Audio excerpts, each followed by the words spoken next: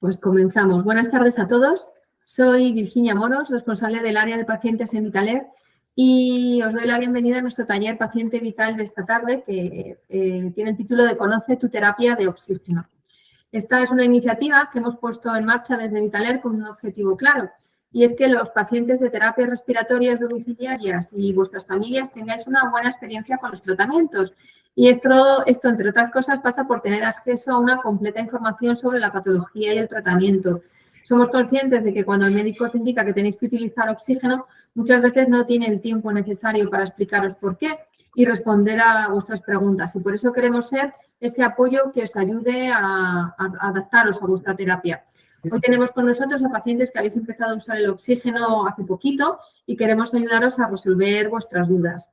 Por eso, desde Vitaler, organizamos todos los meses talleres sobre distintos temas que os pueden interesar. Os remito a nuestra página web, vitalaire.es, donde tenéis disponible el programa de talleres y, además, desde la misma página web os podéis inscribir a los que os sean de interés e incluso acceder a la grabación de los que ya hemos realizado.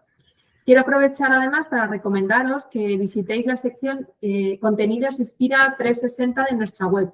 Son vídeos acerca del POC, del uso del oxígeno. Son vídeos cortitos en los que tratamos desde temas relacionados con la patología y el tratamiento y el uso de los distintos equipos hasta hábitos de vida saludables. Son útiles para todos los pacientes con oxigenoterapia, no solo los pacientes con EPOC pueden acceder aquí. Y está todo encaminado a haceros más fácil la vida. Hay explicaciones muy sencillitas y además muy amenas que seguro que os van a resultar muy útiles. Antes de comenzar, os quiero compartir las normas del taller. Como os comentaba antes, el taller va a ser grabado para poder luego compartirlo con todos los que os habéis inscrito, todos los participantes. Os enviaremos un link a vuestro correo electrónico, pero además lo colgaremos en la página web. Por eso todos tenéis la cámara apagada por defecto y sí que os pido que el micrófono, mientras hablan nuestros ponentes esta tarde, lo tengáis silenciado. Y luego, al final, que daremos paso a las preguntas, lo podréis activar. Sí que, como en principio hay bastante gente inscrita, las preguntas las vamos a gestionar a través del chat. Nos vais indicando a lo largo de la presentación vuestras preguntas y luego, por orden, al final del taller dejamos casi 3/4 de hora y tranquilamente vamos respondiendo todas. Si es necesario que nos ampliéis información en alguna, pues podéis activar el micrófono sin ningún problema. Sí que os quiero comentar que para poderos enviar después ese correo electrónico donde os enviamos alguna documentación útil que vamos a comentar, necesitamos teneros localizados. Entonces, si os habéis conectado desde un dispositivo en el que no os refleja el nombre con el que os inscribisteis, sí que os pido que nos indiquéis a qué dirección de correo os podemos escribir. Entonces, para eso, no me lo pongáis a través del chat, también por el tema de protección de datos. Os voy a indicar yo qué correo me podéis escribir, que es es-atencionpaciente@airliquide.com. Me refiero, pues, por ejemplo, yo me llamo Virginia Moros y me conecto a través de un dispositivo en el que a lo mejor está el nombre de una de mis hijas, Noa. Entonces, claro, yo me conecto aquí, solo veo Noa, y luego no me pueden localizar para enviarme la información. Entonces, solo aquellos que os hayáis conectado desde un dispositivo que no se corresponde al nombre que aparece con el que os inscribisteis, me podéis escribir a este correo electrónico para decirme qué persona sois y así os enviamos toda la información, que seguro que os va a resultar muy útil y es una pena que os la perdáis. Sin más, ya doy paso a nuestros ponentes. A Carlos Fernández, que es responsable asistencial referente de Vitaler en Galicia y tiene 23 años de experiencia en las terapias respiratorias domiciliarias, y Raquel Cantero, que es responsable asistencial referente de Vitaler en Castilla y León y tiene 19 años de experiencia en las terapias. Los dos son grandes expertos, son enfermeros que os van a ayudar a resolver seguro todas las dudas que os surjan. Así que, sin más, os doy la bienvenida a nuestro taller y doy paso a nuestros ponentes. Muchas gracias a todos. Muchísimas gracias, Virginia. Aquí estamos de nuevo en un taller Conoce tu terapia, destinado a pacientes que tienen indicada la terapia de, oxigenoterapia en sus domicilios. Y, bueno, es un nuevo grupo de pacientes y estamos encantados de poder compartir con ellos nuestros conocimientos para que ellos se puedan empoderar en el manejo de la terapia, llevar mejor la enfermedad, resolver todas sus dudas con respecto a la oxigenoterapia principalmente y alguna que otra que también seguramente podamos aclararles con respecto a su enfermedad. Y sin más, con lo que vamos a empezar es detallando un pequeño guión que es lo que vamos a hacer durante el taller. Como veis, lo que vamos a ver es conocer un poco qué es la insuficiencia respiratoria crónica, el tratamiento con el oxígeno, en qué consiste, qué es una exacerbación, una agudización de la enfermedad. En el último apartado, en el último bloque, veremos unos pequeños consejos de hábitos de vida saludables que es muy interesante que incorporéis a vuestra rutina diaria como complemento al tratamiento farmacológico indicado por vuestro médico. Seguro que sobre esto ellos también os habrán hablado. Y finalmente vamos a tener una parte distendida, el último bloque, donde vamos a hacer unas pequeñas preguntas para ver si estuvisteis atentos y después daremos paso a esa resolución de cualquier duda que tengáis sobre el manejo de la terapia o la enfermedad desde el nivel en el que nosotros podemos aportaros como enfermeros expertos en las terapias respiratorias domiciliarias. Siguiente, Raquel. Gracias. Bien, desde Air Liquide Healthcare, desde Vitalaire, que es la marca de Air Liquide para dar servicio a los pacientes en los domicilios, pues tenemos muy claro que vosotros los pacientes sois la parte más importante de este proceso y es relevante, muy conveniente que expreséis vuestras necesidades tanto durante el diagnóstico de la enfermedad, cuando estáis enfrente a vuestro médico, y a la hora de abordar el tratamiento también, ¿no?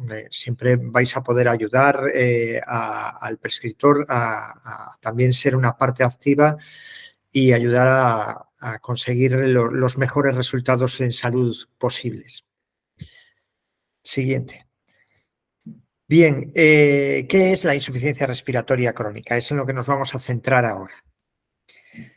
Bien, pues es la incapacidad mantenida del sistema respiratorio para cumplir con la función básica que es el intercambio de oxígeno y dióxido de carbono entre la sangre y el aire ambiente. Nosotros respiramos a través de nuestro aparato respiratorio, gracias a la musculatura respiratoria, de forma pasiva ese aire entra en nuestros pulmones y su misión es, pues eso, intercambiar algo que nos interesa, como es el oxígeno, con algo que es un desecho que procede de nuestras células, que es el dióxido de carbono. Para eso necesitamos que este aparato respiratorio pues, se encuentre en óptimas condiciones. Y cuando esto no ocurre, pues las células no pueden realizar correctamente las funciones y entonces todos aquellos que sufrís una insuficiencia respiratoria vais a sentir principalmente una dificultad importante, mayor o menor medida, para respirar y tolerar en consecuencia el ejercicio, porque siempre que aumentemos nuestra demanda cuando nos movamos, vamos a aumentar nuestra demanda de oxígeno y en esas situaciones pues aún se acusará más siempre que haya una insuficiencia respiratoria. Son muchos los diagnósticos que se engloban dentro de la insuficiencia respiratoria, pero aquí os hemos nombrado unos pocos que son los principales, los que más frecuentemente se dan dentro de las terapias respiratorias domiciliarias, tanto con el oxígeno como con pacientes que están tratados con ventilación mecánica, con aerosolterapia. Y esas enfermedades son el asma, que es una enfermedad obstructiva, la bronquitis y el enfisema, que vamos a centrarnos un poco más en ellos en las siguientes diapositivas, porque son estas dos enfermedades, pues es lo que forman la enfermedad pulmonar obstructiva crónica, el EPOC, en la que la mayoría de los pacientes que hoy estáis aquí presentes seguramente tendréis este diagnóstico. La neumonía, que es la infección respiratoria por un agente externo que coloniza alguna parte del sistema respiratorio, generalmente las vías respiratorias bajas, las que están más cerca de la parte distal del propio árbol bronquial. La COVID-19, hemos tenido que incluirla recientemente por todas las consecuencias que tiene a nivel respiratorio, como no. Y otras enfermedades que pueden afectar a la mecánica ventilatoria y que también acaban desarrollando una insuficiencia respiratoria crónica. Estas enfermedades ya no serían enfermedades que están dentro del propio pulmón o el aparato respiratorio, sino que impiden que a través de la musculatura o las señales nerviosas que llegan desde el bulbo raquídeo a nuestros músculos que movilizan la propia musculatura respiratoria, pues bueno, en alguna medida están afectados y el aire, en consecuencia, no acaba entrando correctamente al pulmón y tampoco hay el correcto intercambio gaseoso que se necesita.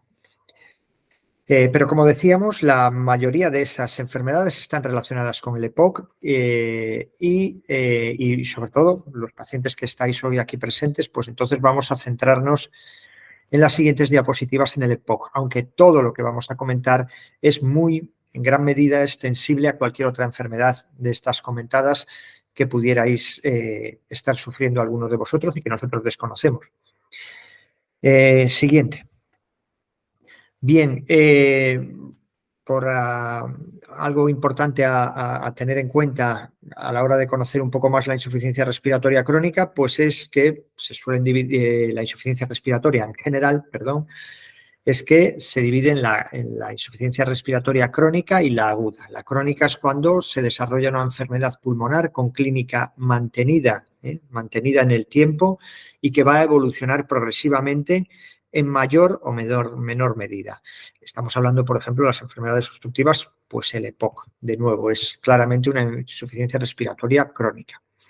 Pero dentro del concepto de insuficiencia respiratoria aguda también tenemos que dejar claro que como es una enfermedad pulmonar grave de aparición abrupta, rápida, que evoluciona pues eso, muy rápidamente en personas sanas o incluso en personas que están sufriendo una insuficiencia respiratoria crónica y que por una colonización de un agente externo, de un virus, de una bacteria, pues se agudiza.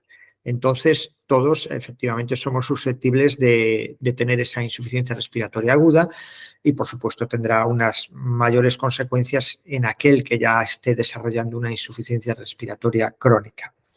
Siguiente. Centrándonos en el EPOC, en la enfermedad pulmonar obstructiva crónica, bueno, pues ya su propio acrónimo lo dice, es una enfermedad que afecta al pulmón, produce una obstrucción, un exceso de inflamación y de productividad de moco en las paredes que tapizan el interior de nuestro árbol bronquial, que a modo así gráfico lo representamos, imaginaros como las raíces de un árbol, en la que cada vez se van desarrollando partes más estrechas, más distales, desde la tráquea hasta los alvéolos, que es la parte más distal. El EPOC afecta al 10% de la población entre 40 y 60 años y este porcentaje está creciendo y hay estudios que ya hablan de un 12% a nivel europeo, en los países europeos, de desarrollo de esta enfermedad. Se caracteriza, como os decía, por la dificultad del paso del aire debido a la obstrucción en el interior de los bronquios, por inflamación y acúmulo de secreciones, cuando hay un agente externo que provoca el desarrollo de esta enfermedad. Nuestro organismo reacciona a ese agente externo que se identifica como maligno, pues con un mecanismo de defensa, produciendo moco para defenderse de él. Y esa inflamación y ese moco acaba causando que la cantidad de aire que entre a los pulmones sea menor y, en consecuencia, ese intercambio gaseoso en los alvéolos sea deficitario. Como veis en la imagen de la derecha, esto es un corte en la parte más distal de nuestros bronquios, donde a la derecha del todo aparecen esas bolitas rosas que son los alvéolos. Esos alvéolos están rodeados de capilares, que son pequeñas venas y pequeñas arterias, donde se hace el intercambio gaseoso. Y cuando aparece el EPOC, en las primeras fases hay lo que vemos en la parte, en el corte donde está inflamada el tapizado, ¿no? La mucosa, y hay moco, ese moco verde que vemos ahí. Pero cuando la enfermedad se desarrolla, ya hay destrucción de los alvéolos y es cuando hablamos de enfisema pulmonar. la bronquitis sería cuando simplemente en los inicios de la enfermedad, en sus primeros estadios, pues hay solo obstrucción, y el enfisema cuando ya hay destrucción alveolar, donde ese racimo de uvas se destruye y el intercambio gaseoso ya es realmente muy pobre, con todas las consecuencias para nuestro organismo, que van a ser que los pulmones no aportan el suficiente oxígeno que demandan nuestras células y nuestros órganos. Entonces, a la hora de, sobre todo, al hacer el ejercicio, pues vamos a notar esa dificultad para respirar y esa falta de aire, todo aquel paciente que lo sufre. Siguiente. ¿Qué síntomas concretos aparecen durante el desarrollo de la enfermedad pulmonar obstructiva crónica? Pues va a ser principalmente la tos. Y es cuando incluso en el inicio de la enfermedad, en la bronquitis crónica, aparece una tos que no es normal. En cierta medida, el paciente con el paso del tiempo puede identificar como algo anormal, y es cuando alguien se decide a ir al médico porque esa tos no es normal. A veces de inicio se confunde con otro tipo de procesos, y a veces pues uno no es consciente de lo que realmente tiene es un inicio del desarrollo de la enfermedad.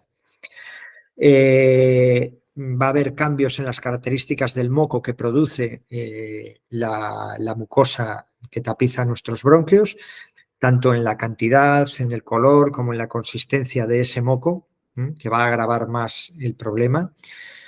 Y el principal síntoma de todos va a ser la disnea.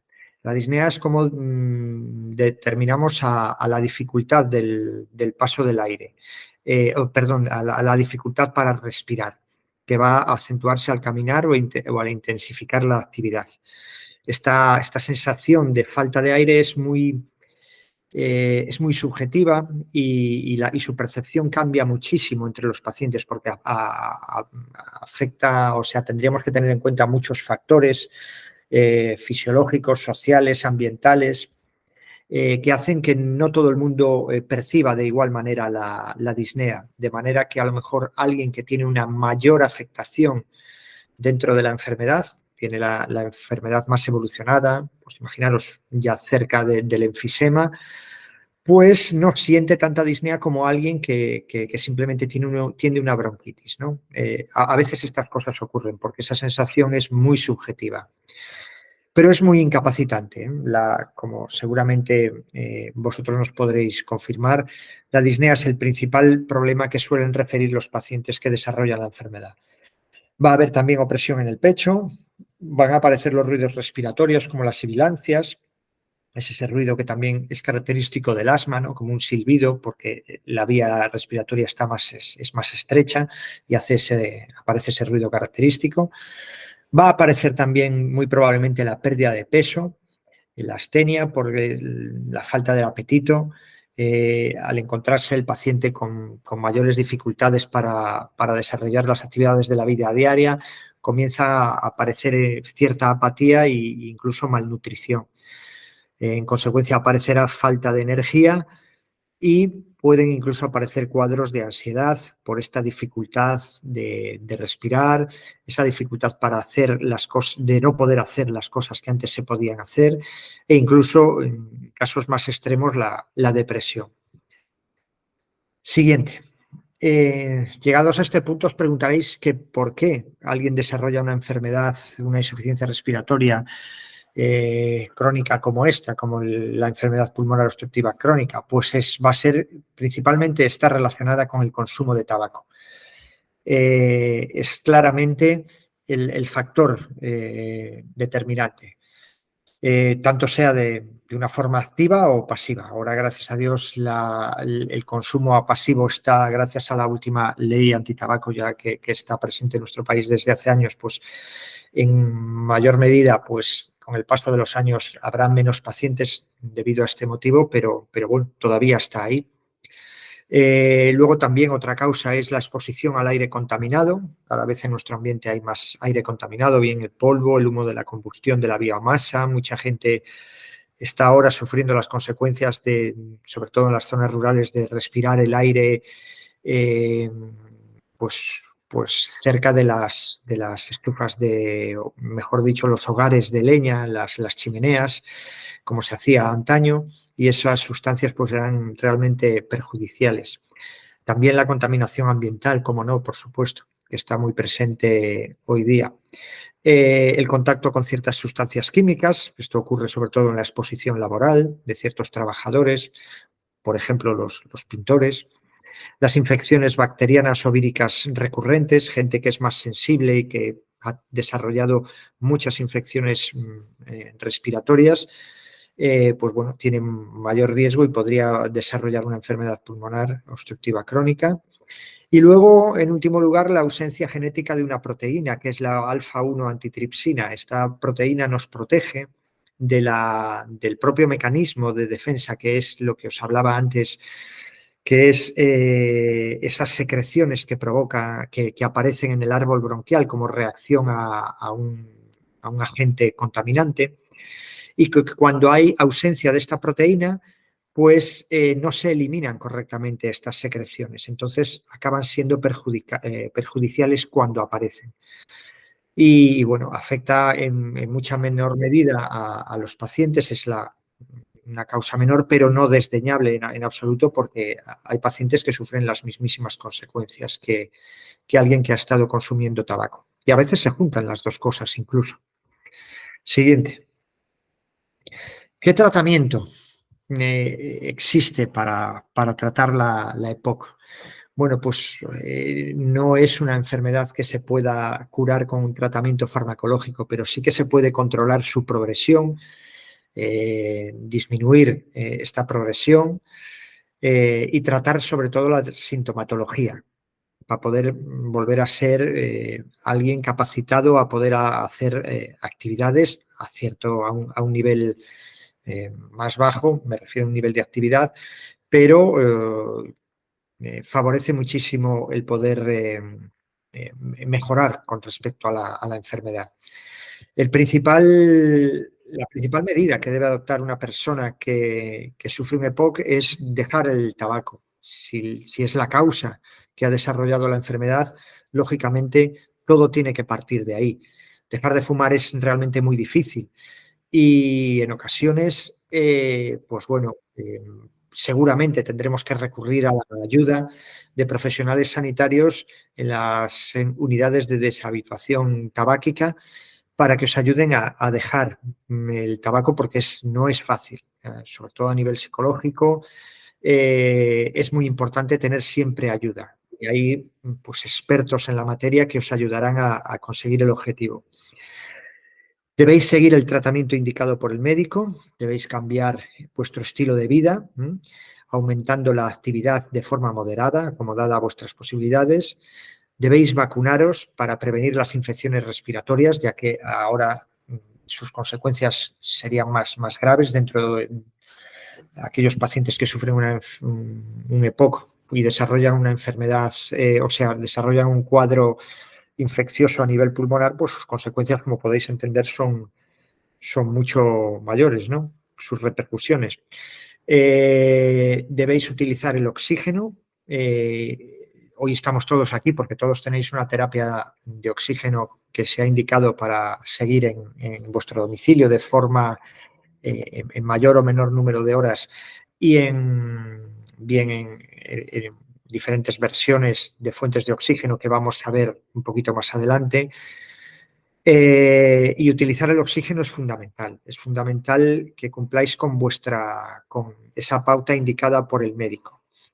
En caso de que además tengáis un complemento de ventilación mecánica, lo que se dice una BiPAP, en casos en los que, sobre todo, aparte de déficit de oxígeno, hay retención de carbónico, pues suele estar muy probablemente indicada la ventilación mecánica, pues también es muy importante que sigáis esta parte del tratamiento.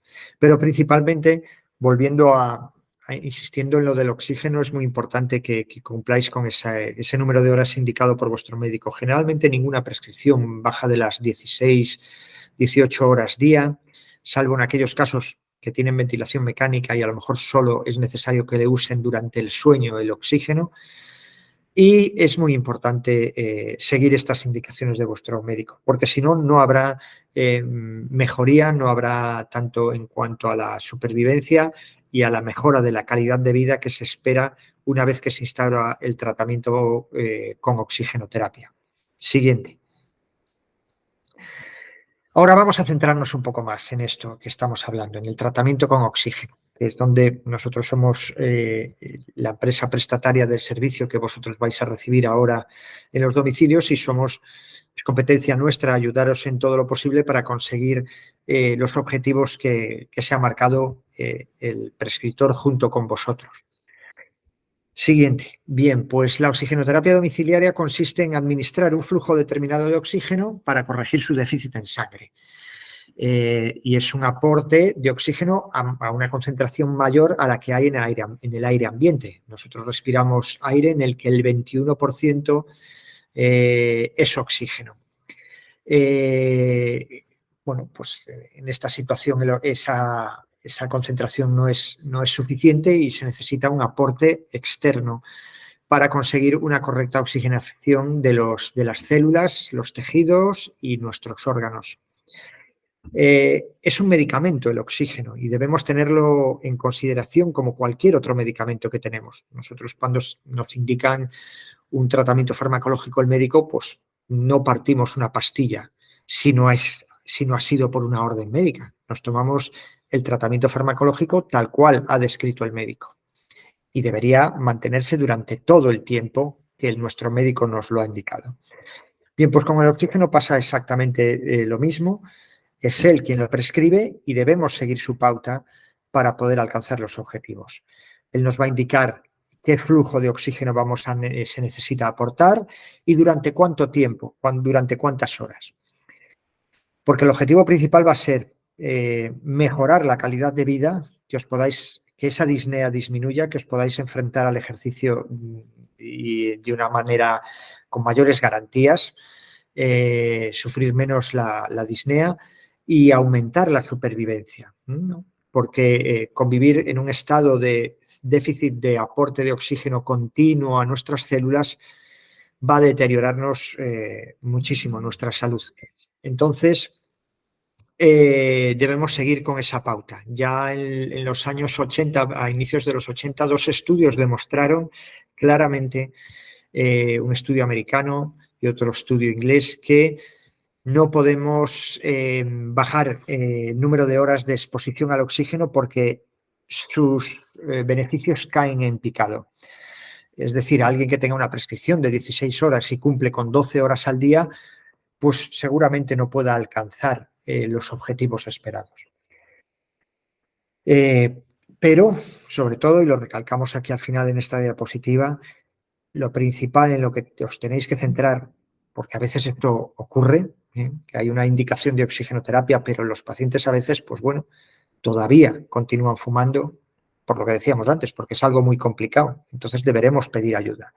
Pero es obligatorio dejar de fumar por vuestra salud y por la seguridad, porque juntar oxígeno y una fuente ignífuga, como es el tabaco, pues son unos riesgos muy, muy importantes de sufrir un accidente en el manejo de la terapia. Luego hablaremos de ello también.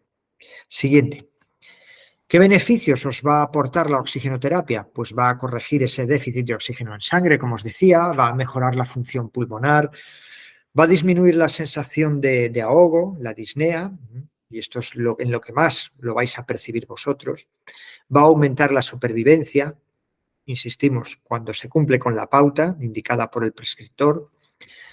Va a reducir el agravamiento de la enfermedad, va a aumentar la tolerancia al esfuerzo y así os va a permitir que, pues, poder seguir saliendo a pasear y a realizar vuestras actividades sociales tal cual veníais haciendo, o bueno, si están encuadradas de ese plan de mejora que os decíamos, que debéis cambiar vuestros hábitos de vida, pues os ayudará el cumplir con la oxigenoterapia, el poder realizar esas actividades y sentiros mejor en todos los sentidos. Por eso es muy importante tanto ni incumplir la pauta por defecto, y tampoco por exceso. Lo vamos a hablar después un poquito más adelante. Siguiente. ¿Qué fuentes de oxígeno dispone un prescriptor? Bueno, simplemente aquí queremos que veáis en esta imagen de la diapositiva qué fuentes existen. A veces nos ha ocurrido, varios pacientes nos comentan, es que he visto a mi vecino que dispone de un tipo de fuente que yo creo que a mí me iría mejor. Bien, el prescriptor dispone de unas alternativas y las suele acomodar, como vamos a ver, a los objetivos que se van a plantear para el manejo de la enfermedad, al perfil del paciente, y no se indican por antojo, sino que siempre tienen una justificación. Antiguamente la fuente principal de almacenaje de oxígeno era, y casi única, eran las botellas. A día de hoy ya solo se usan para tratar las cefaleas por racimo, que demandan una FiO2, una fracción inspirada de oxígeno muy, muy alta, y entonces pues, el recurso más óptimo siguen siendo las botellas, y hoy por hoy ya solo este perfil de paciente las usa. Es cierto que cada uno de los pacientes que tienen cualquiera de las otras fuentes eléctricas que puede indicar un prescriptor, pues dispone de una de ellas, esa medida de seguridad por si acaso se va la luz, que el paciente no se quede sin oxígeno. Entonces, por eso algunos, seguramente todos vosotros también tenéis una botella en vuestro domicilio, que es obligatorio que nosotros os la dejemos, y además os va a aportar esa ayuda y esa seguridad. Es muy importante disponer de ella. Otra opción que tiene el prescriptor es el tanque de oxígeno líquido, que también sería solo para pacientes que tienen una muy alta demanda de oxígeno y los dispositivos eléctricos no pueden llegar, y sobre todo aquellos en los que los dispositivos eléctricos portátiles tampoco alcanzan a oxigenar correctamente al paciente. Esto se da generalmente en los pacientes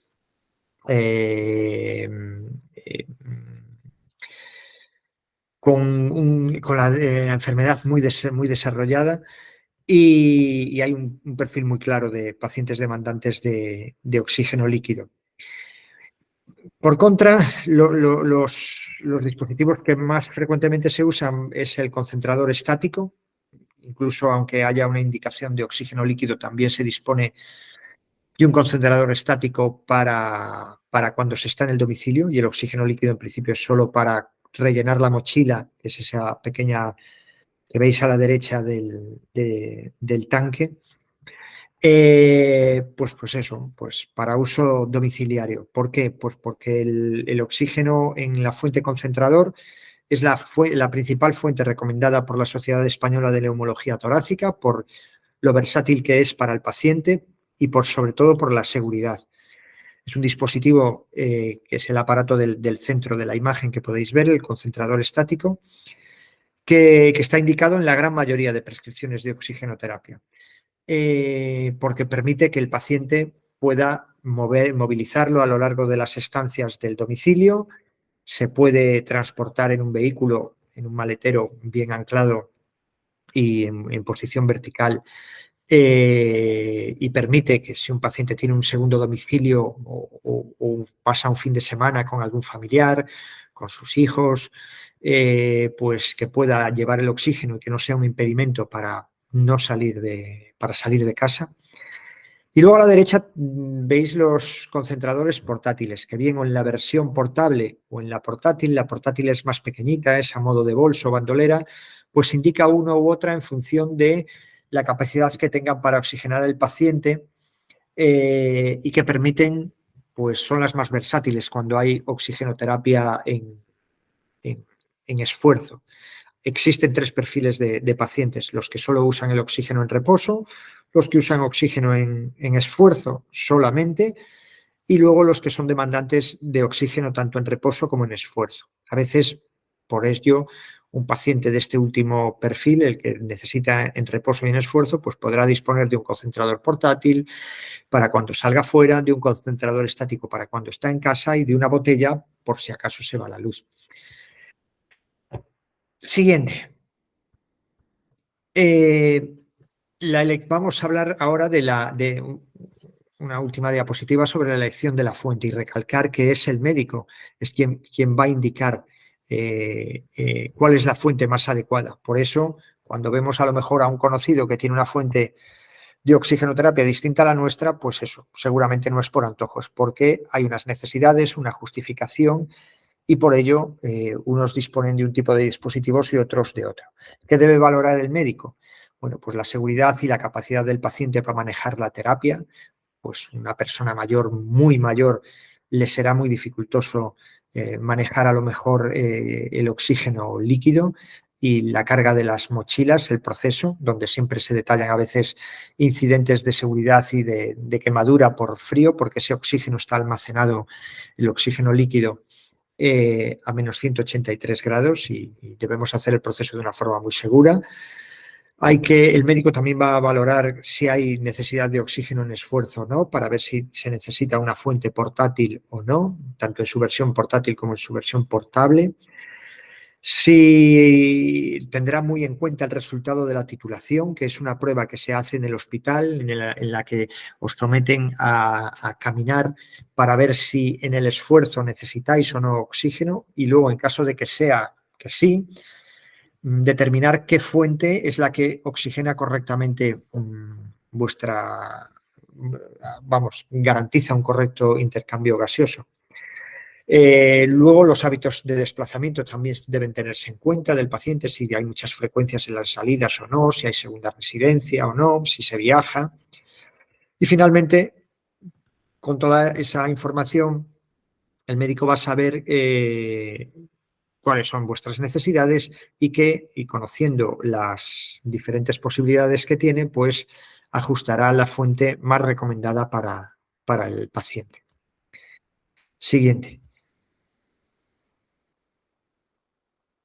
Ahora vamos a centrarnos en la seguridad con el oxígeno. Vosotros disponéis de una fuente de oxígeno, seguro que vais a tener como decíamos, la botella.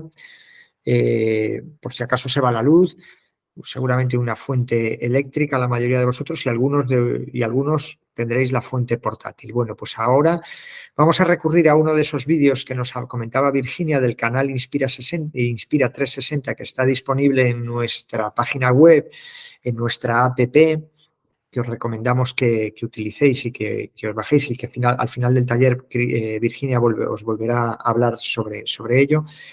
Y nada, vamos a dar paso a nuestra compañera Marian, que os va a explicar las medidas de seguridad que debemos tener con el oxígeno.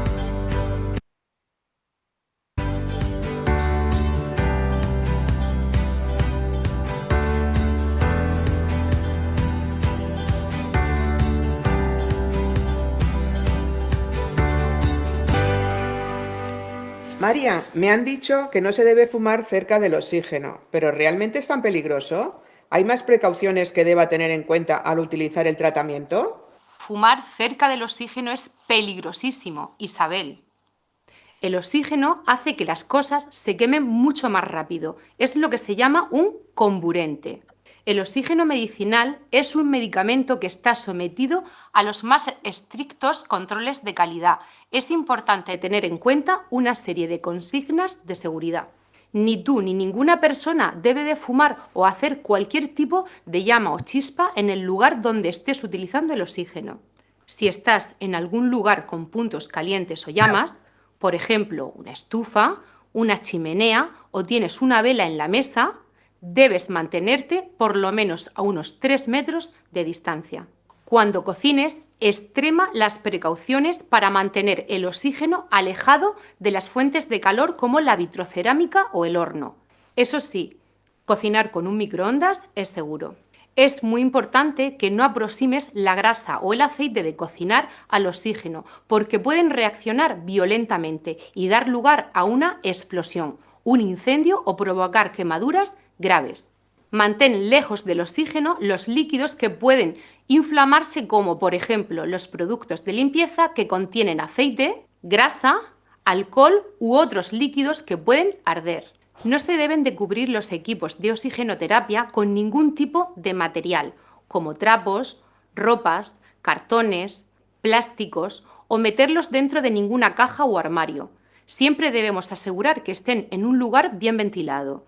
Recuerda que los equipos no deben estar a la intemperie, como en terrazas, patios, etc., para evitar que se mojen o estén expuestos al sol y puedan deteriorarse. No debes de utilizar cremas en la cara ni en la parte superior del cuerpo. Como sé que eres coqueta, te recomiendo que uses aloe vera y productos de hidratación faciales libres de aceite. Revisa siempre que el equipo y sus accesorios, como la mascarilla, gafas nasales, cables, están en buen estado.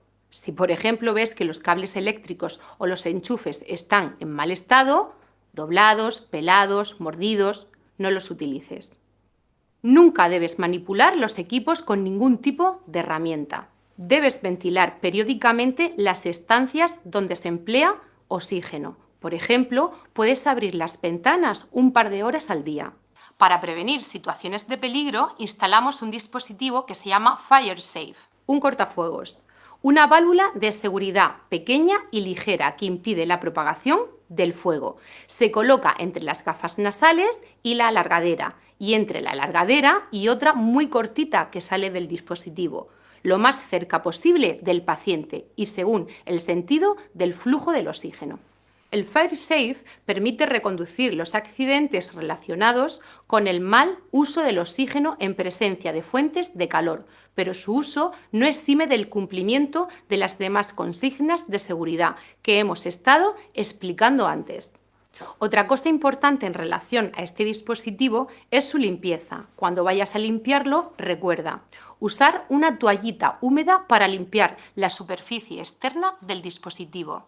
No sumergirlo para evitar que entre líquido entre las conexiones con la alargadera y las gafas nasales o mascarilla. No tirar el dispositivo al hacer un cambio de gafa nasal. El FireSafe es reutilizable. De todas formas, ante cualquier duda que te surja, contacta con tu equipo Vitalaire.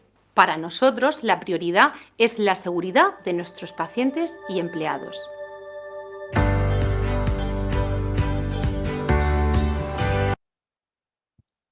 Muy bien, yo creo que aquí tenemos un claro ejemplo de lo descriptivos que son estos vídeos que tenéis a vuestra disposición en el canal Inspira 360, que podéis recurrir a ellos siempre que queráis, son gratuitos, tanto en la app como en nuestra web. Y nada, os van a ayudar a resolver cualquier duda que surjan. Principalmente nuestros dispositivos que os entregamos incorporan una pegatina como con todos estos consejos que veis aquí a la derecha, donde son las principales normas de seguridad y también os servirán de recordatorio para que siempre las tengáis presentes. Vamos a seguir ahora en el taller, a seguir avanzando y vamos ya con un bloque de preguntas frecuentes que soléis hacernos y nos adelantamos a plantearlas y a responderlas y seguramente que os ayudarán a resolver muchas dudas. Como por ejemplo va a ser una pregunta que nos hacéis con frecuencia es ¿cuánto tiempo va a durar el tratamiento con oxígeno? Bien, la respuesta a esto solo la tiene vuestro médico, que es quien ha prescrito el tratamiento y es quien va a poder decidir cuánto se va a alargar. Pues a través de las diferentes visitas que tengáis en consulta, donde se va a monitorizar cómo están vuestros niveles de oxígeno en sangre, pues va a decidir o modificar la terapia aumentando o disminuyendo el oxígeno o incluso suspenderla si en algún momento dado, que puede ser la oxigenoterapia, a pesar de que la enfermedad siga ahí, en algún momento dado, pues que no se necesite. Otra pregunta. ¿Puedo prescindir algunos días del tratamiento? En principio no. Como es un medicamento y por la justificación que os di antes, pues el oxígeno debe ser tomado en función de la posología definida por el médico, tanto en los litros como en las horas. E insistimos, si no mantenéis ese número de horas de exposición, pues sus beneficios pueden caer en picado y que no consigamos lo esperado, ¿no? ¿Puedo modificar el flujo de oxígeno prescrito por el médico? Como norma general es no, a no ser que bajo consenso, donde haya ya una acción planificada para que en caso de que haya una agudización, un empeoramiento del estado, pues sí que haya una pauta indicada por el médico, pues salvo en esas supuesto, pues no debemos hacerlo, porque el tratamiento va a ser ineficaz tanto si lo subimos en exceso como si lo utilizamos en defecto, tanto en número de horas como en el caudal. Así que solo cuando hay esa autorización médica es cuando podéis modificar la pauta. Siguiente.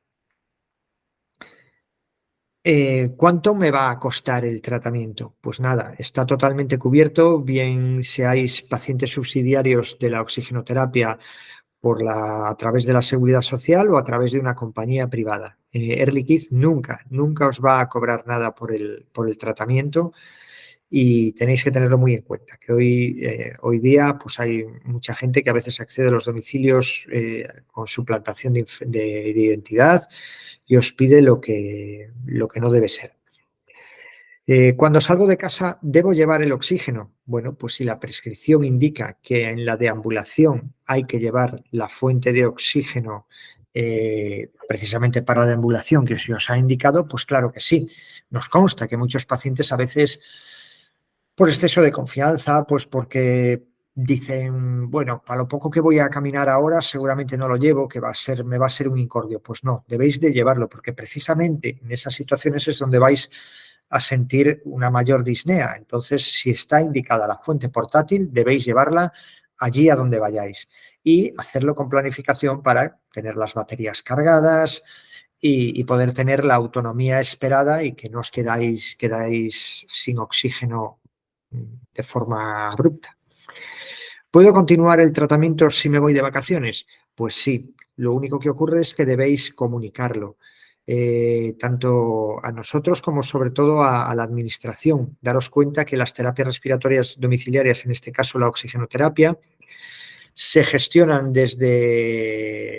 con recursos de la administración y que gestionan también las altas, las bajas de los tratamientos, ¿no? Y generalmente están relacionados con las tarjetas sanitarias que están dadas de alta en las diferentes zonas geográficas, de modo que cuando alguien hace un desplazamiento y no lo han planificado y tiene una avería y se ha desplazado por ejemplo, a otra provincia, y al no haber hecho los deberes, pues podrían ponerle inconvenientes la administración, pues porque ese movimiento de la terapia no ha sido autorizado y seguramente la empresa de terapias respiratorias a lo mejor no coincida y no podamos, al no estar dados de alta, pues no podamos daros servicio. Así que siempre que hagáis un desplazamiento, planificadlo, hablarlo con la administración para que el día que os vayáis esté en el destino dada de alta la terapia y tengáis todo controlado, habiendo pasado todos los datos, para que la empresa en la zona de destino os contacte. A veces coincide, por ejemplo, nosotros tenemos pacientes que se desplazan a una zona que también en la que nosotros también damos servicio, pero eso no quita que haya que trabajarlo administrativamente, ¿vale? Entonces, nosotros nos llamáis, os decimos a dónde debéis llamar, contactáis con la administración autoriza, hace las gestiones y es todo lo más fácil. Y así tenéis la seguridad que no vais a tener ningún problema en la zona de destino. Bueno, incluso tenedlo en cuenta cuando os vais de vacaciones, porque puede haber una avería y a lo mejor no estáis cubiertos por no haber hecho correctamente los deberes. Este es nuestro consejo. Siguiente. Bien. Ahora vamos con un nuevo bloque que es el manejo de las exacerbaciones. La exacerbación es una agudización de la enfermedad. Siguiente. Es un empeoramiento de la enfermedad que produce un cambio brusco en el estado de salud y que generalmente se debe a un proceso infeccioso bacteriano o vírico. Muy bien, pues un agente externo nos coloniza, encuentra su sitio, su medio ideal para desarrollarse y la infección empieza a invadir al sujeto y bueno, puede tener unas consecuencias importantes. Entonces, es fundamental el poder saber identificarla y saber qué hacer en caso de que tengamos una exacerbación. Así que conocer los síntomas y los signos os va a ayudar a tratar esa complicación a tiempo, que no sea tarde, a reducir el tiempo de recuperación será más rápida, y también a que sea más leve, ¿no? A que no sea grave. No vais a poder prevenir todas las exacerbaciones, pero sí que vais a poder minimizar sus consecuencias. Así que tenedlo muy presente. Siguiente. ¿Cómo vais a poder identificarla? Ahora vamos a ver un vídeo después de esta diapositiva muy explícito que os ayudará a manejarlo. Pero principalmente, si aparece mayor dificultad para respirar, si identificáis un sonido silbante en el pecho que antes no lo sufríais, si hay cambios en el color y la cantidad de moco o hay agravamiento de la tos, es muy probable que estéis sufriendo una exacerbación. Y como os decía, vamos a ver esos detalles más desarrollados por nuestro médico, Iñaki Martín, que os va a dar consejos muy útiles en un vídeo que también está disponible en el canal Inspira 360. Sí. Raquel, cuando puedas, por favor.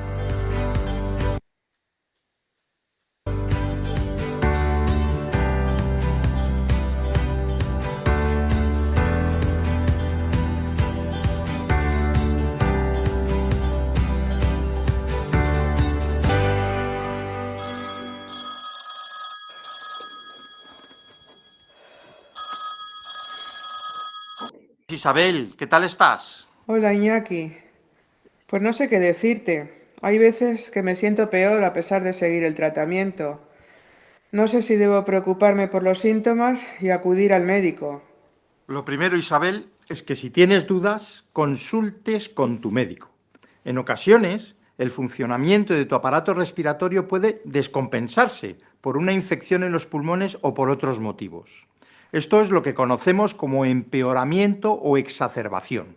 Ahora voy a decirte cuáles son los signos de alarma para que puedas identificar si estás sufriendo una exacerbación y actuar en consecuencia. Si notas más ahogo del habitual, suele ser un indicador de que algo no va bien. Tómate la medicación de rescate, tus sprays sin sobrepasar los límites que te haya indicado tu neumólogo. Quédate tranquila en casa, descansa en posición sentada, algo inclinada hacia adelante. Siéntate en una silla con los pies separados y apoyados sobre el suelo. Inclínate hacia adelante. También puedes ponerte de pie inclinada hacia adelante, apoyándote en una repisa o inclinándote un poco sobre ella. Si llevas oxígeno en casa, colócatelo según te lo haya pautado el médico. No lo aumentes. Realiza ejercicios de fisioterapia respiratoria, pero no te agotes. Muévete más lentamente. De esta forma ahorrarás energía. Y es muy importante, si notas que sigue sin mejorar, te recomiendo que llames al equipo médico que te atiende. Otro signo que no debemos pasar por alto es el de los cambios de las secreciones. Tener más moco de lo habitual, experimentar un cambio en el color de estas, puede sugerir un empeoramiento de la patología. Si tienes estos síntomas, o bien presentas un cambio en la consistencia de las secreciones, es decir, mocos más espesos, imposibilidad de expectorarlos, esto es lo que debes hacer. Aumenta la ingesta de agua, realiza drenaje o limpieza de secreciones, es decir, intenta expectorar. Ponte el termómetro y si tienes fiebre, más de 38 grados, llama al servicio de urgencias. Otro signo que puede manifestar un empeoramiento es la aparición de hinchazón de las piernas, es decir, edemas en los pies. Eleva los pies. Comprueba el color de las piernas. Si el problema no mejora, llama al equipo que te atiende. También deberás acudir a tu médico inmediatamente si tienes dolor, sobre todo si es costal.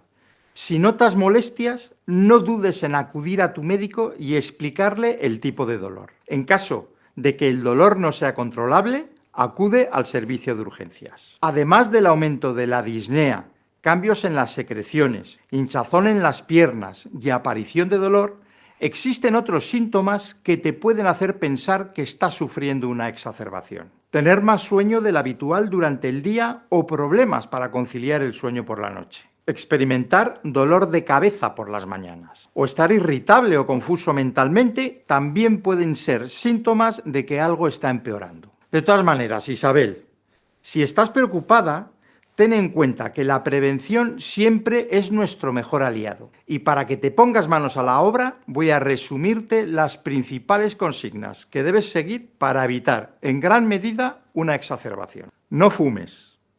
Realiza el tratamiento tal y como te lo ha prescrito tu médico.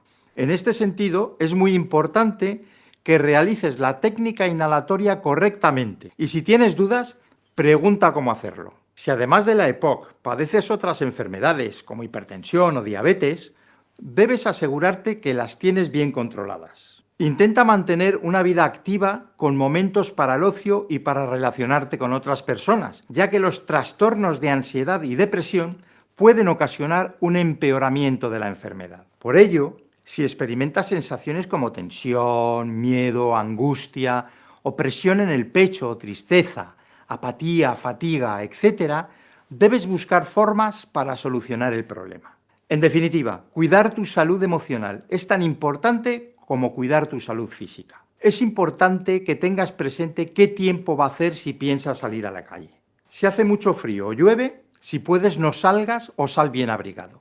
Acude a las visitas programadas que tengas con tu equipo médico. Busca apoyo en tu familia. Finalmente, participa en los talleres Paciente Vital que organizamos desde Vitaler. En nuestra web vitaler.es podrás encontrar información sobre los mismos. Son talleres online impartidos por nuestros profesionales, donde compartimos información sobre la terapia. Además, te van a permitir conocer experiencias de otros pacientes en tu misma situación. Estoy seguro que esto te ayudará a gestionar mejor tu enfermedad. Si a pesar de todo, Isabel, tienes que acudir a un hospital para ser atendida, allí te verán médicos que podrán evaluarte clínicamente y además te realizarán una serie de pruebas como una pulsioximetría o una gasometría para conocer la cantidad de oxígeno que tienes en sangre, una radiografía de tórax para ver cómo están tus pulmones y un análisis de sangre. Según los datos obtenidos, el equipo médico decidirá si te puedes ir a casa con un tratamiento y que te controle tu médico de atención primaria o si debes ser ingresada en el hospital. En caso de que sea necesario el ingreso, cuando vuelvas a casa debes cuidarte mucho, Isabel. Toma la medicación que te haya mandado tu equipo médico. Es posible que sea distinta a la que estabas tomando y cumple con tu tratamiento de oxigenoterapia. Con eso, poco a poco te irás encontrando más fuerte.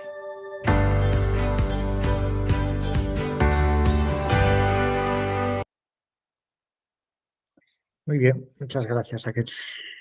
Bueno, pues otro vídeo más, otro ejemplo de los vídeos Inspira 360 con nuestro médico Iñaki, que os ayudará a buen seguro.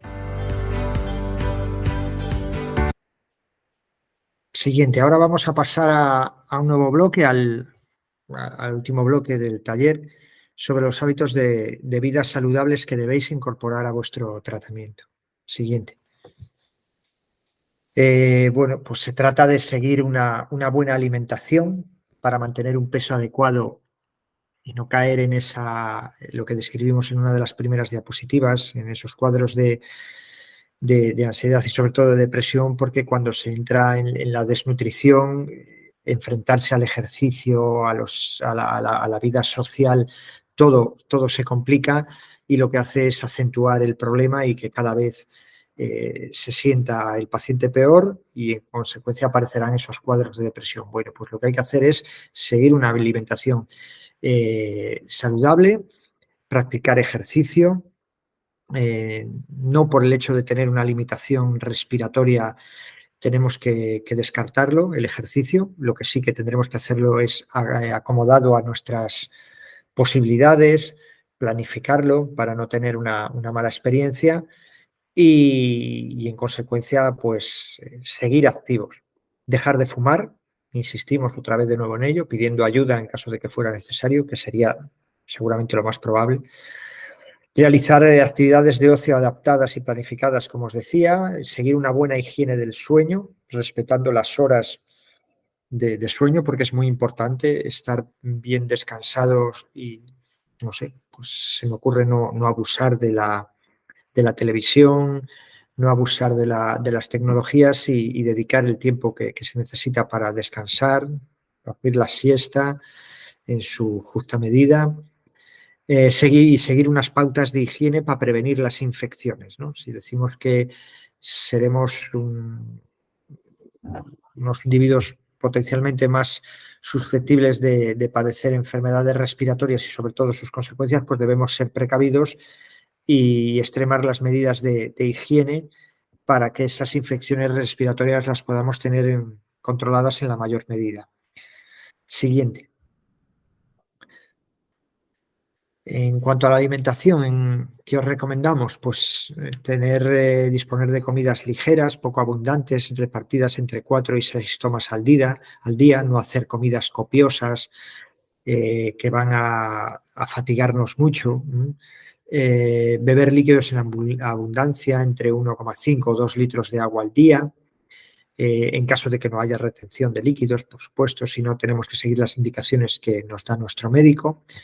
No beber alcohol, prevenir el estreñimiento aumentando el consumo de fibra que está presente en frutas, en verduras y en los cereales integrales, evitar los fritos, que son las grasas malas, comer despacio y sentado, ya que bueno, la disnea seguramente será en cierta medida limitante incluso a veces para comer, para masticar, y entonces hará que repudiemos un poco el momento de alimentarnos, y si lo hacemos despacio y sentado mejor, pues bueno, nos llevará más tiempo, pero lo conseguiremos y no tendremos un déficit nutricional. Si al comer aparece entonces esa disnea, se recomienda, en caso de que sea bueno, pues realmente importante esa disnea, pues comer una dieta blanda, fácil de masticar para ahorrar energía, y evitar los embutidos como el jamón, el chorizo y el salchichón. Bueno, de vez en cuando de forma puntual se pueden tomar, pero no deben estar presentes en nuestra dieta, ya que bueno, ha habido estudios que han demostrado que había aumento de los reingresos por agudización de procesos respiratorios en los pacientes que consumían unos niveles pues, importantes de embutidos. Siguiente.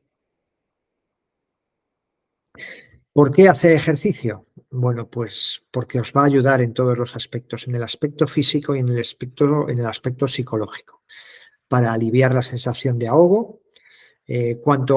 Si nos enfrentamos a un ejercicio moderado de forma rutinaria, pues alternado 2 o 3 días a la semana, pero que lo haya, va a hacer que cuando, bueno, pues un día que a lo mejor tengamos que hacer un esfuerzo mayor, un día que tengamos que ir a un evento familiar y que pasemos más horas fuera de casa y tengamos que movernos un poco más, pues si estamos acostumbrados a hacer este ejercicio y no renunciamos a él, pues nos vamos a enfrentar mucho mejor a él y nos va a ayudar muchísimo psicológicamente. Esto va a facilitar las actividades incluso de la vida diaria, todo lo que hagáis en casa, que también es una exposición a esfuerzo y debido a sufrir un proceso como la EPOC, pues os va a ser más difícil. Bueno, pues si hacéis actividades normalmente, esas actividades también tendrán repercusión en todo lo que hagáis en casa. Os animamos a que paseéis, a que hagáis actividades sociales porque van a mejorar mucho vuestro estado de ánimo. ¿Qué os recomendamos cada vez que hagáis estas actividades? Pues que uséis una ropa cómoda, dedicada para ello, que tengáis una postura erguida a la hora de hacerlo para respirar mejor. No olvidéis el inhalador porque en caso de que, bueno, en el momento que hacéis el esfuerzo un día, por el motivo que sea, pues os encontráis peor, pues es importante disponer de un método de socorro, ¿no? de ayuda. A nivel farmacológico, el inhalador os podrá dilatar los bronquios para que pueda entrar más aire y no pasar un mal trago que os pueda deprimir a la hora de salir y tener una mala experiencia y después no querer volver a hacer las actividades.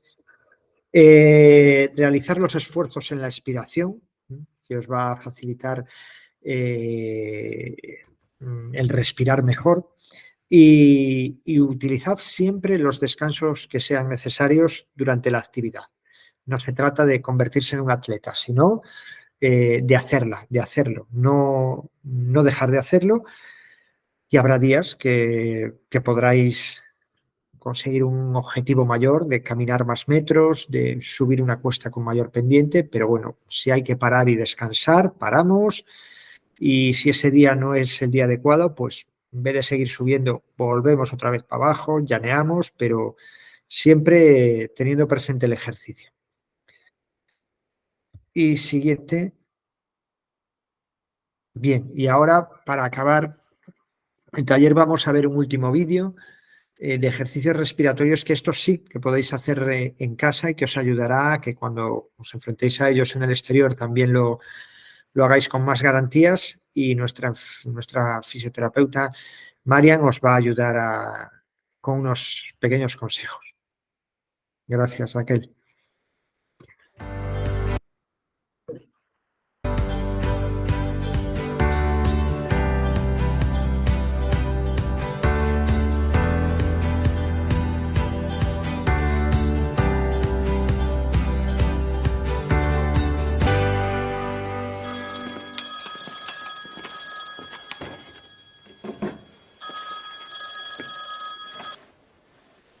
¿Qué tal, Isabel? Espero que estés bien. ¿Te acuerdas que el otro día estuvimos hablando sobre hábitos saludables? Pues en este vídeo te voy a enseñar algunos ejercicios que te van a ayudar muchísimo. Y antes de que te asustes, Isabel, quiero que sepas que son muy sencillos y los puedes realizar en casa. Ya verás que si los haces durante un tiempo vas a mejorar y mantener tu fuerza muscular. Estos ejercicios los podemos realizar sin carga o con algún peso adaptado a nuestras posibilidades. Podemos utilizar los elementos que tengamos en casa, latas, botes o mancuernas. Lo importante es que el peso esté adaptado a nuestras posibilidades y que repartamos la carga por igual en ambos lados. Realizaremos el ejercicio con calzado y ropa cómoda y en una superficie antideslizante. Vamos con el primer ejercicio. Vamos a combinar el movimiento de los brazos con el desplazamiento de las piernas. Para ello, llevamos brazos y puños al frente. Abrimos los brazos al tiempo que nos desplazamos a un lateral y recogemos brazos y recogemos piernas. Brazos al frente, abro y recojo. Lo importante aquí es que hagamos un desplazamiento de caderas, una apertura que nos sea cómoda en la que no forcemos. El siguiente ejercicio consiste en combinar la tonificación de los brazos con la elevación de las piernas. Para ello, colocamos los brazos en ángulo recto. Brazo, hombro, codo, en ángulo recto. Y abrimos los brazos al tiempo que elevamos la pierna y tomamos aire. Cerramos los brazos, al tiempo tiramos el aire y bajamos la pierna. Tomo y tiro. Tomo y tiro. Lo importante aquí es no elevar los brazos por encima de los hombros. En general, recomendamos que se hagan unas 10 repeticiones. En caso de fatiga, hay que disminuir la carga y el número de repeticiones. Pero lo importante es mantenerse activo. Además, te quiero recomendar un par de posturas que te van a ayudar en tu día a día para que realices menor esfuerzo. Por un lado, al agacharte a coger algo del suelo y por otro, al ponerte los zapatos. Para coger cosas que están en el suelo, los movimientos son: la pierna de atrás actúa como un péndulo. El cuerpo se mantiene en equilibrio con el pie y la cadera del lado en el que está apoyado. Si es necesario, apóyate en algún mueble para dar estabilidad. Debemos soltar el aire al agacharnos y tomar aire al volver a levantar.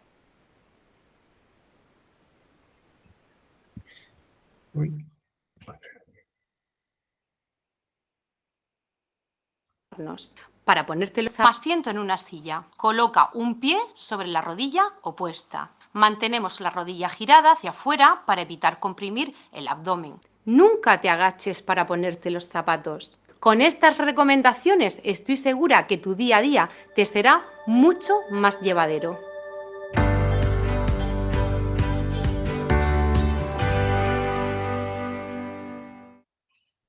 Muy bien.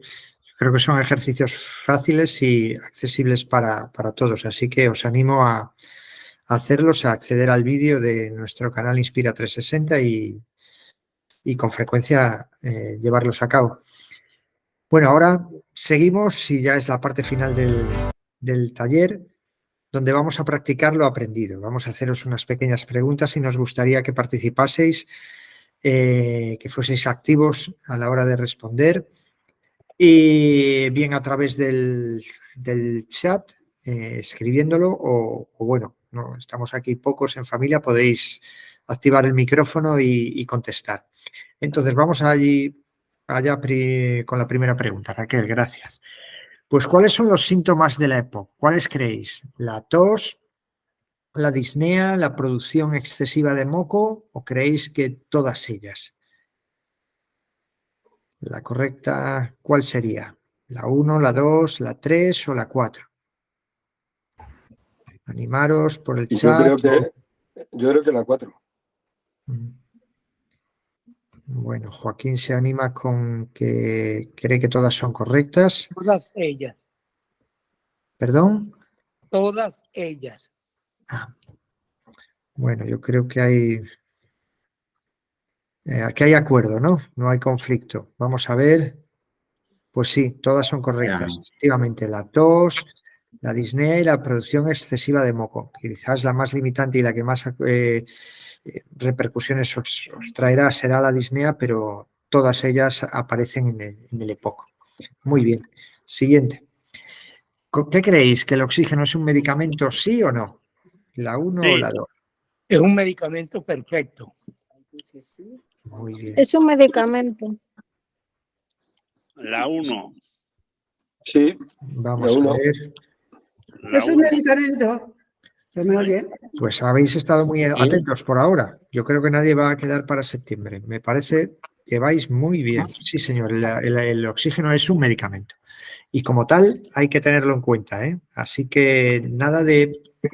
Igual que no se toma media pastilla, no se toma parte del tratamiento de oxígeno solo unas poquitas horas, sino esas 16 horas, esas 24 horas, lo que sea, lo que nos haya indicado el prescriptor.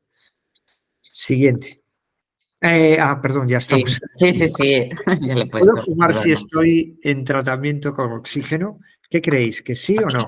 ¿Cómo se lleva el tabaco y el oxígeno? No, No. no. Oí la pregunta. Que No. si podemos fumar cuando estamos a tratamiento con el oxígeno. No. Nunca debemos fumar. Bien, bien, No bien. se Esa debe claridad fumar.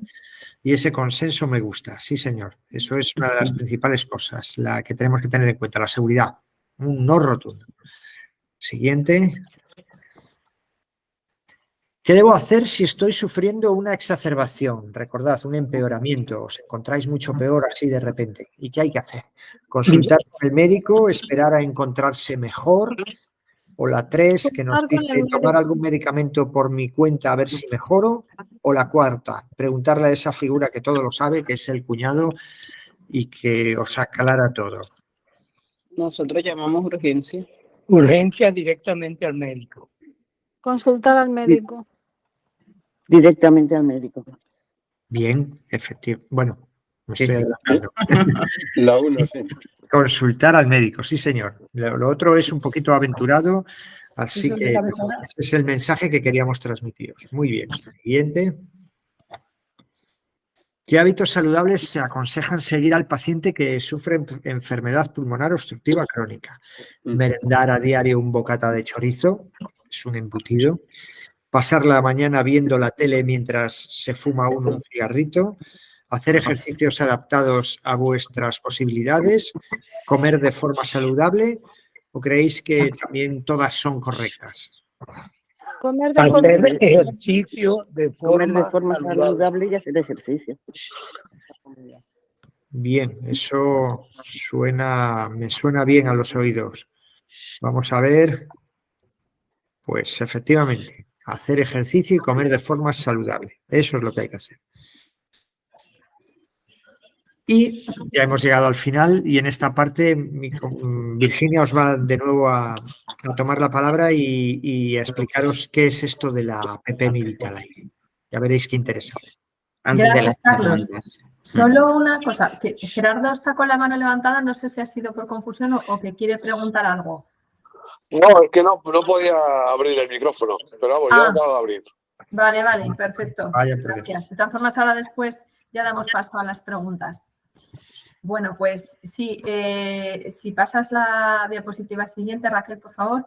Efectivamente, desde Vitalaire hemos diseñado una app, una aplicación móvil que os va a permitir hacer un seguimiento preciso y sencillo de la terapia respiratoria del oxígeno, en este caso.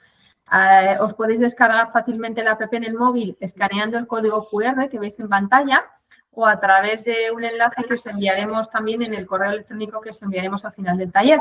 De todas formas, os vamos a explicar todas las gestiones y todo el uso que le podéis dar a la app en el vídeo que os vamos a mostrar a continuación.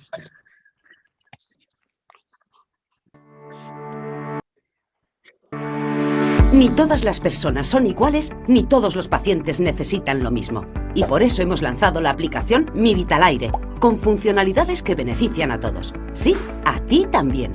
Verás que es más sencilla e intuitiva y te ahorra tiempo y desplazamientos, pero sobre todo, te ayuda en el seguimiento de tu terapia respiratoria domiciliaria. Y te lo queremos mostrar contándote 3 breves historias. Luis es conductor de autobús y como le diagnosticaron apnea del sueño, todos los meses tiene que presentar en su empresa el certificado de adherencia. Antes tenía que pedir cita al neumólogo y desplazarse para que se lo expidiera. Ahora tan solo tiene que entrar en la app y descargarlo. Carmen quiere seguir disfrutando al máximo de su vida. Está retomando antiguas aficiones, entre ellas el baile. Y como necesita más tiempo para ella misma, ha decidido probar la aplicación Mi Vitalaire. Su hijo le ha ayudado a descargarla en su móvil. Y Carmen, después de ver algunos videotutoriales, se ha animado a usarla.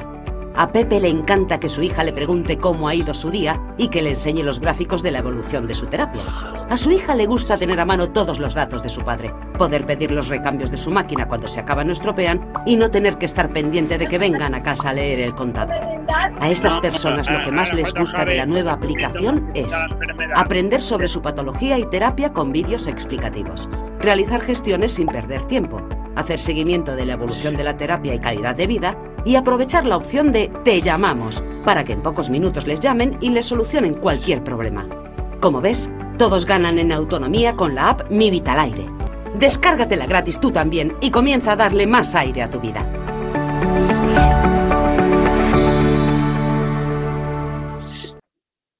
Bueno, pues efectivamente, como ven, es muy sencilla y ahí van a poder acceder a muchísimos contenidos. Sí que en la diapositiva siguiente les explicamos que al acceder les explica que pongan el número de paciente. Si no lo tienen a mano, si no recuerdan cuál es tan sencillo como indicar, un segundito que ponemos la diapositiva. Un momento. Ya. Ay, gracias. Perdonad. No te preocupes. Como ven en la parte de abajo está señalado en rojo una frase que pone aún no tienes tu código, solicítalo aquí. Entonces solo tienen que pinchar ahí y acceden a la pantalla que ponemos a la derecha, en donde indicando su DNI directamente pueden solicitar que les mandemos su número de paciente. Ya con eso se pueden registrar sin problemas. Con el DNI, mamá. ¿Sí? Ah, me parecía que Cirilo había dicho algo. Sí, de todas formas, ante cualquier duda tenemos el correo para que puedan acceder de mivitalaire@esliquide.com, donde pueden preguntarnos cualquier duda que les surja. Y ahora sí, vamos a dar paso al turno de preguntas. Vamos a intentar hacerlo por orden, levantando la mano, por ejemplo, o indicándolo en el chat. Nos pueden ir planteando las preguntas o las dudas que les hayan surgido. Adelante, Gerardo. Bueno, yo quería preguntar porque seguramente ahora este verano me iré de vacaciones y yo tengo la máquina de oxígeno y la máquina para poder dormir. Por la noche las acoplo. Pero si me voy de viaje me llevaría la de dormir, pero para poder salir por ahí y tal, o para utilizarlo en el hotel o en la casa rural o donde esté, o incluso en el extranjero, ¿tendría que utilizar otra máquina y pedirla o cómo es eso? Una máquina portátil, me refiero. Normalmente, buenas tardes a todos. Hola. Soy Raquel. A ver, normalmente tenéis que pedir autorización al hospital de referencia para que se ponga en contacto con el hospital de destino y te instalen el oxígeno, en este caso el oxígeno allí, en el hotel, en la casa rural o donde vayas ¿Pero a ir. no me la podría llevar desde aquí? El oxígeno no. El oxígeno no. Un equipo portátil, me refiero. Si no tienes prescrito el portátil, no. Ya. O sea, ¿tú qué tienes? ¿El equipo? ¿A cuántas horas? Pues 16. 15 horas, pero vamos, no las cumplo porque trabajo, entonces, bueno, se supone que hago 12 horas o 13 horas diarias con el O sea, equipo de que oxígeno. no tienes, vale, que no tienes, sí, que te lo acoplas a la CPAP y luego un rato, pues el rato que estés en casa, imagino, ¿no? Eso es. Además, hacer ejercicio y tal. Vale, pues entonces, como no tienes prescrito el portátil y realmente, a ver, el portátil al final es un aparato pues para poder deambular por la calle, ¿sabes? Para hacer las actividades, pero realmente tú estás bien en las horas ¿sabes? Diarias. Sí, no, yo no me encuentro Explico. mal cuando estoy fuera, cuando Eso, trabajo a y eso tal. me refiero. Entonces, lo que deberías hacer es solicitar que instalen el equipo en donde vayas. Y así te podrás poner el oxígeno con la CPAP, como haces en casa, y luego tendrás las horas que quieras, pues para, ¿sabes? Las 15 horas, pues a partir de las 15 horas, para poder hacer actividad sin oxígeno. Ya. ¿Sabes? El Que no problema necesitas el portátil. Ya, el problema es que seguramente si es en España no habría problema porque en el coche lo puedo llevar.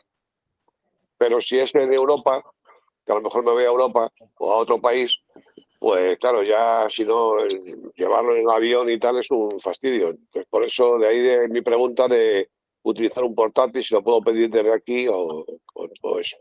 Yo te aconsejaría, Gerardo, que debido a, claro, Antes de... nos falta información, que antes de que hicieras nada, Sí, date que cuenta que consultaras nosotros, al médico. claro, que nosotros no somos quienes decide, es el médico quien nos autoriza a poner y nosotros somos, simplemente ejecutamos las órdenes médicas, la fuente la decide el médico.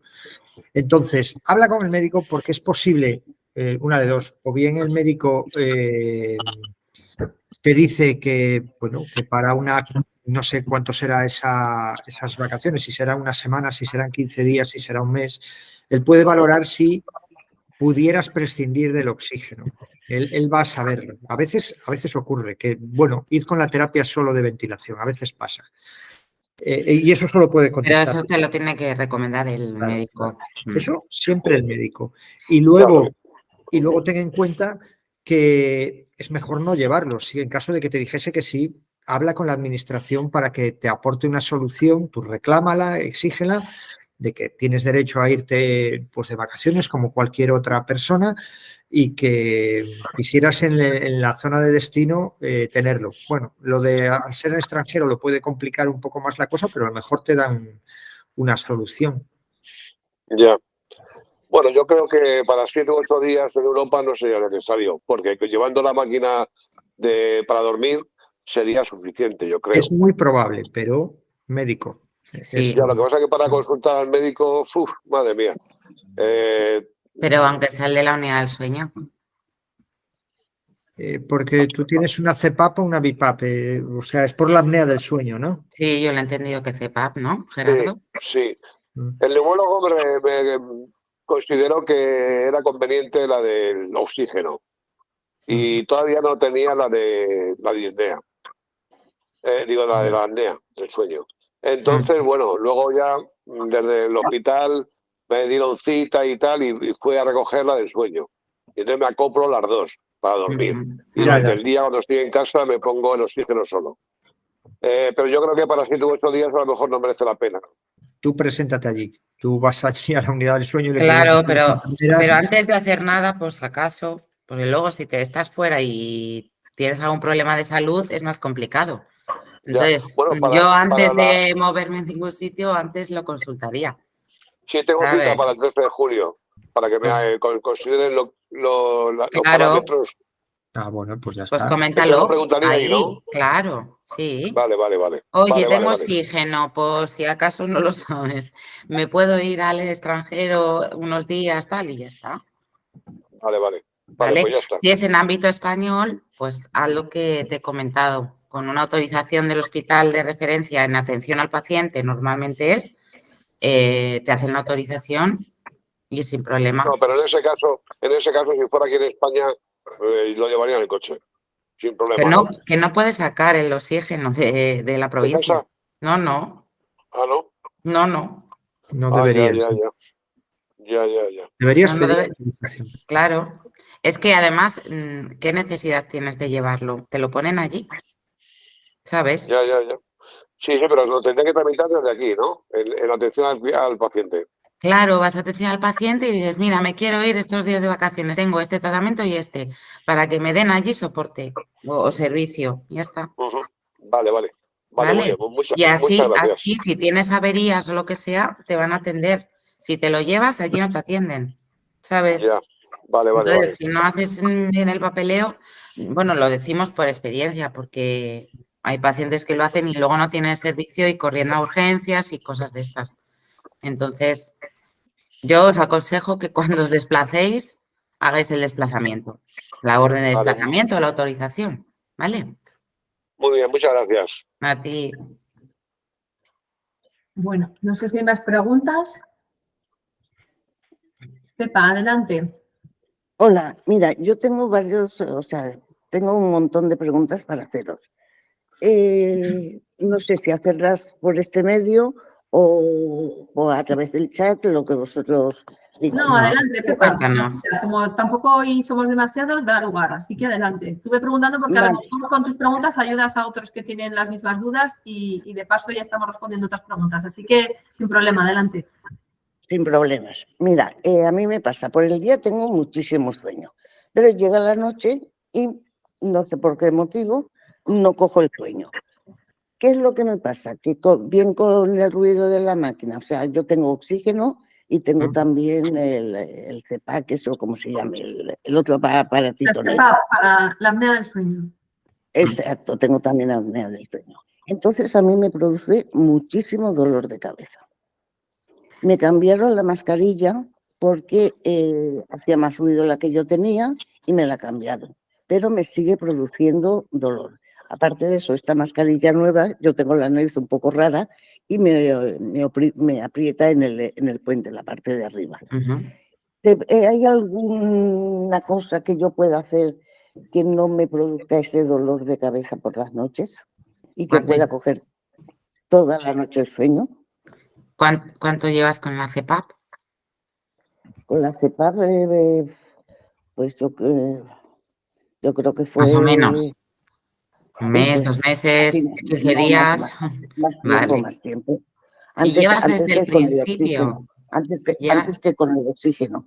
¿Y llevas desde el principio con dolor de cabeza? Se me pone dolor de cabeza. Yo lo comenté y entonces me dijeron que podía ser a lo mejor por el ruido que hacía la máquina o la mascarilla. Me cambiaron la mascarilla, pero sigo con el ruido. Y ahora con la maletita esa que yo tengo, que es un tipo trolley, aparte de que tengo la bombona enorme que ya he visto que no se puede sacar de casa, yo me voy a ir fuera de Valencia para un periodo largo y sí que entonces me la tendréis que llevar al sitio donde yo veraneo. Entonces, no sé, ¿qué puedo hacer para poder dormir y que no me produzca esos dolores de cabeza? Porque he habido veces que a las 5 de la mañana me he estado tomando o Nolotil o Dolocatil o hasta inclusive Astar, que yo llevo parches. Llevo parches. O sea, yo es que mi expediente es muy grande, no solamente esto. O sea, tengo muchísimas cosas. Yo tuve un cáncer de pulmón muy chiquitín, lo detectaron muy a tiempo. Perdone. Sí, claro. Con 5 sesiones de radio me lo quitaron. Desde luego estoy contentísima, ¿no? Yo a raíz de todo esto, pues que ha salido lo de la insuficiencia respiratoria esta, que no sé por qué motivo me dio, porque yo me vacuno, estoy vacunada contra el COVID, contra la gripe, y no sé por qué cogí supongo que una gripe que se complicaría y ya está. ¿Y cuántas horas ahora mismo estás siguiendo el tratamiento? Mira. Pepa? O sea, ¿cuántas horas pones el oxígeno y cuántas horas pones la CPAP? La CPAP la pongo por la ¿O esa noche. limitación te impide seguir el tratamiento con CPAP? Vamos a ver, a mí me dijeron que hiciera unas 16, 17 horas de oxígeno. Realmente también, por otra parte, me han dicho que si tengo una saturación superior a los 94, que no hace falta que tenga las 16, 17 horas de oxígeno. Es que estoy un poquito... Perdona. Nada, mujer. Y entonces, claro, me lo pongo menos tiempo. Yo me controlo bastante lo de la sangre, o sea, la saturación del oxígeno en sangre. El oxímetro. Entonces, Saturación, sí. el oxímetro, sí. Me lo regulo bastante y si lo veo que lo tengo bien, pues no me lo pongo. Pero si es necesario, a mí llevar las gafas no me molesta en absoluto, porque no me produce dolor de cabeza ni nada. Sí que me produce, pues eso, a lo mejor toda la noche el ruido, entonces sí que me lo produce. ¿Y la CPAP cuántas horas la usas? Pues la CPAP, pues 6, 7 horas más o menos, porque entre unas cosas y otras... No, era por detectar si no estabas cumpliendo bien y que precisamente fuese la pescadilla que se muerde la cola. Una de las... los síntomas. De los síntomas de la apnea del sueño es el dolor de cabeza si no se sigue correctamente el tratamiento, claro. Es que en un principio con la CPAP también me dolía la cabeza. Entonces fue cuando me cambiaron el tipo de mascarilla. Y que la que me han proporcionado no hace tanto ruido, pero me sigue produciendo dolor de cabeza. ¿Y esto llevo ya se lo has comentado a tu médico? ¿Has tenido cita con él?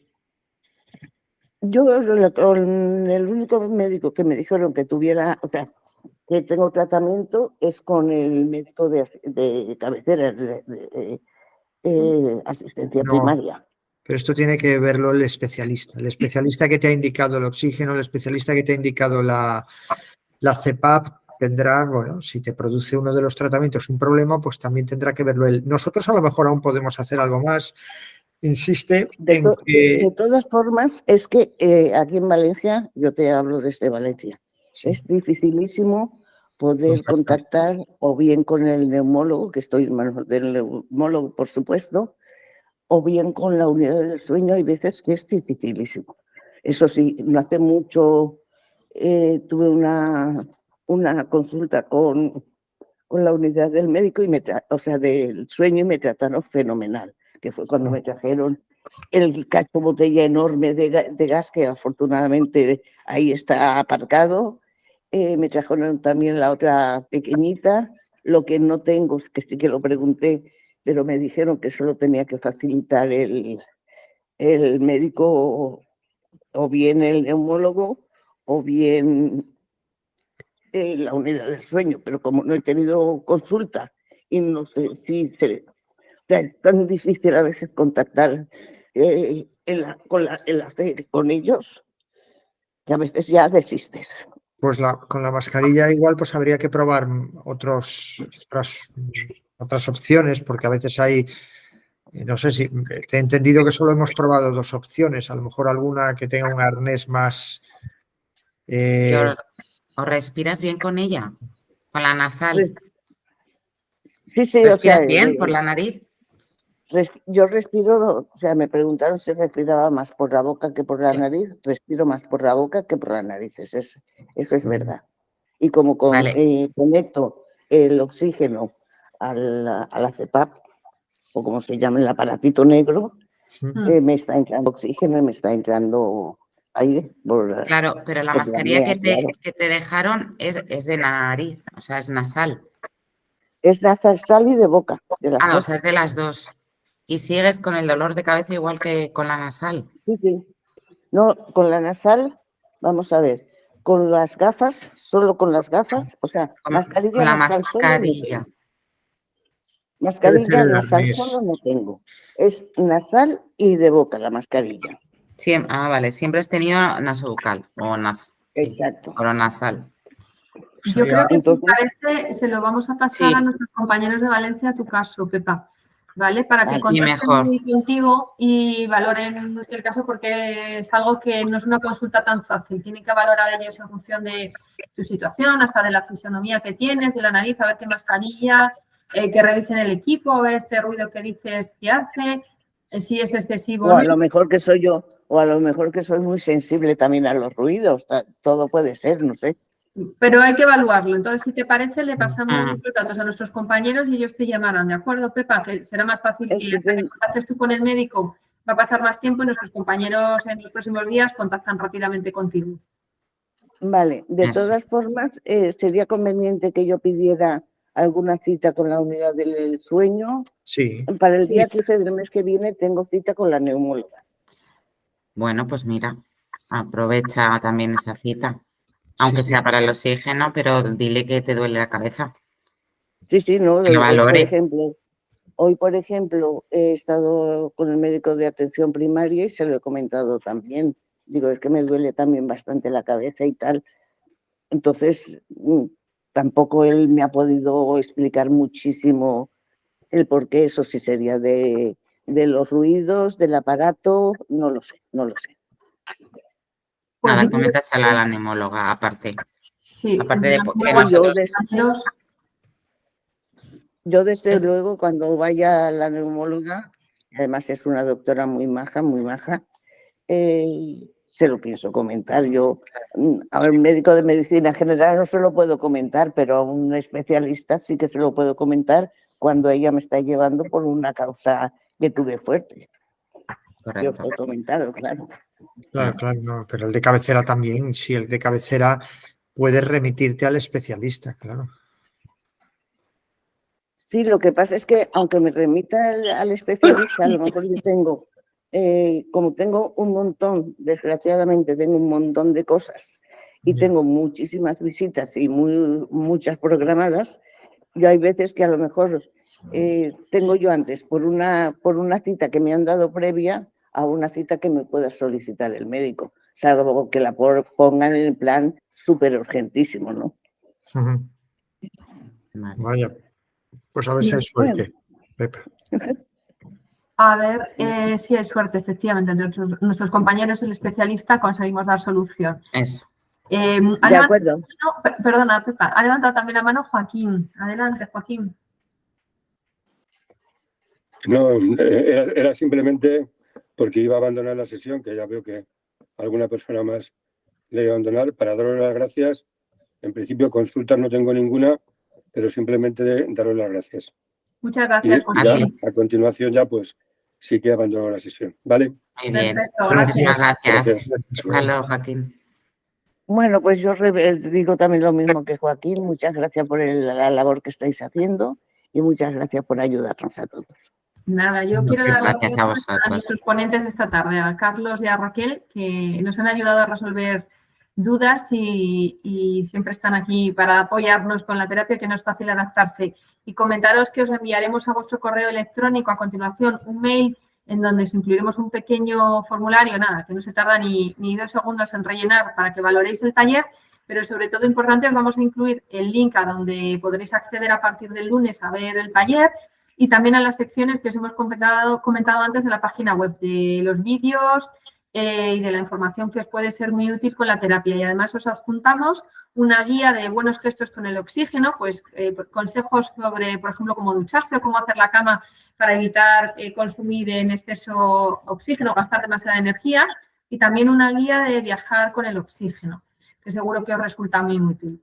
Así que si no tenéis más preguntas, pues nada, agradeceros que hayáis estado esta tarde aquí con nosotros aprendiendo un poquito más sobre la terapia y permaneced atentos a nuestra página web para futuros talleres que os puedan interesar, que estaremos encantados de contar con vosotros. ¿Cómo hacemos para pasarle el DNI? No hace falta. ¿Para acceder a la app, dices? Al principio dijeron que dábamos el DNI para poder dar el número de cliente. No. ¿No es necesario? Para acceder a la app, Es sí. primero os tenéis que descargar la app en el móvil. Exacto. Y ahí en el móvil o en la aplicación te va a pedir el DNI para solicitar el numerito del paciente. Ok, gracias. ¿Vale? Gracias. Bueno, pues buenas tardes y que tengáis el resto de tarde muy bien. Muchas Hasta gracias, luego. Pepa. Igualmente. Adiós. Hasta luego. Gracias, Pepa. Bueno, lo mismo. Gracias por la información y por vuestra ayuda. Gracias. Hasta luego. A vosotros. Muchísimas gracias Me salgo yo por su de aquí gran ahora. ayuda y su gran información. Estamos Muchas- contentos y conformes con esta publicación. Genial. Muy bien. Pues muchas gracias. Era útil. Sí. Bueno, pues voy a ir parando la grabación. A ver cómo paro yo ahora la grabación. Le ayudo, Pepa. Espere.